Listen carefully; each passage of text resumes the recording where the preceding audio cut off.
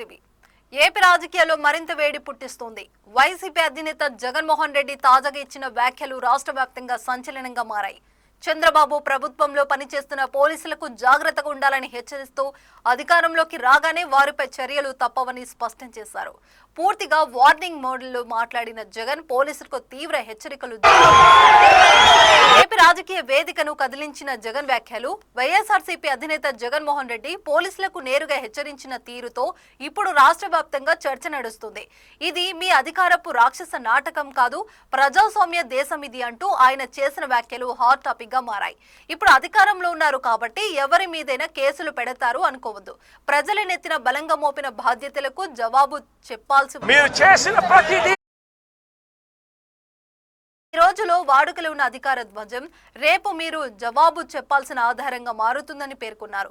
ఉద్యోగ భద్రతను పావుల వాడుకుంటే, ప్రజాధర్మాన్ని విస్మరిస్తే మేము మళ్లీ అధికారంలోకి వచ్చాక చట్టం మీకు చూపించేది కఠిన రూపాన్ని అంటూ తీవ్రంగా హెచ్చరించారు. ఇక జగన్ వ్యాఖ్యలపై అధికార టీడీపీ శ్రేణులో అసంతృప్తి కలుగుతుంది.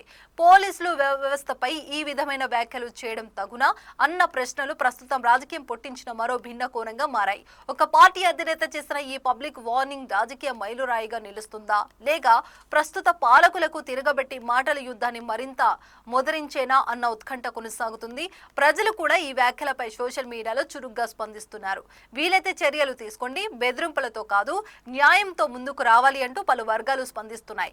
ఇప్పుడు అసలైన ప్రశ్న, ఈ హెచ్చరికల వెనుక ఉన్న ఉద్దేశం ప్రజల కోసం నిజంగా న్యాయపక్షత లేక రాజకీయ ప్రతీకార పూర్ణమా? ఈ అంశం మరింత స్పష్టతకు రావాలి.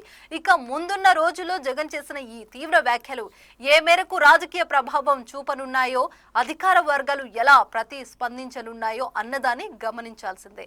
సో చూసారు కదా, ఇది వాల్టి బులెటిన్. ఇంకా చూస్తూనే ఉండండి E6 టీవీ.